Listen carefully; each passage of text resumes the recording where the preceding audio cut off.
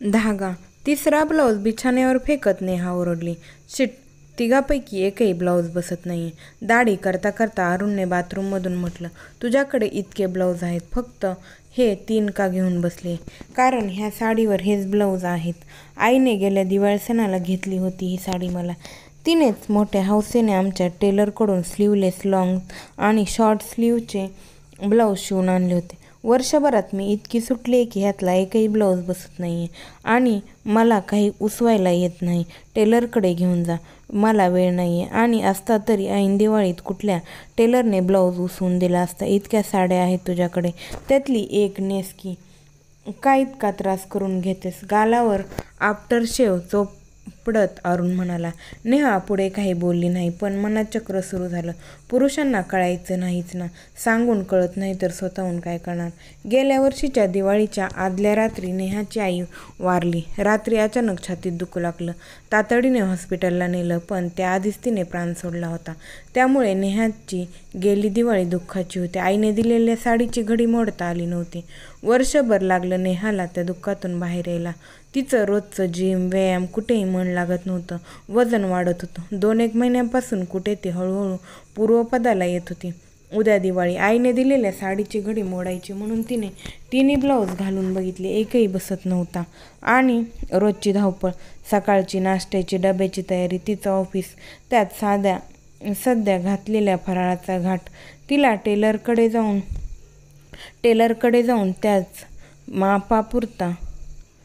त्याचा बापापुरता करून ब्लाऊज उसवून घ्यायची उसंत नव्हती. तिने हलकेच साडीवरून हात फिरवला. आईने साडी घेताना असाच हात फिरवून तिचा पोत पाहिला असेल. तिचा स्पर्श झालेली शेवटची साडी. जणू नेहाला त्या साडीमार्फत आईचा स्पर्श जाणवला. तिने डोळ्यातलं पाणी परतवून लावलं आणि दुसरी नवी कोरी साडी नेसायची ठरवलं. येऊ का आत? उघड्या दारावर टकटक करत सासूबाईंनी विचारलं. या आई. नेहाने साडीची घडी करून कपाटात परत ठेवत म्हटलं. अरुण, अरे आज आठवणीने माझे आय ड्रॉप्स आणशील का? अरुणने जीभ चावली. सॉरी आई, प्रिस्क्रिप्शन बॅगेत आहे. रोज आणू म्हणतोय, विसरतोय. आज नक्की आणतो. नेहाने त्याच्याकडे डोळ्याने काय हे म्हणत म्हटलं. दे इकडे ते प्रिस्क्रिप्शन. आजही नक्की विसरशील आई. मी आणते. पण फरक पडतो ना ह्या ड्रॉपमुळे? हो अगं, म्हणजे काय? काही वाचायचं म्हटलं, TV बघायचं म्हटलं, डोळ्याचं काहीही काम करायचं म्हटलं तरी डोळे गळतात. पण ड्रॉप सुरू केल्यापासून चुरचुरणं कमी झालंय.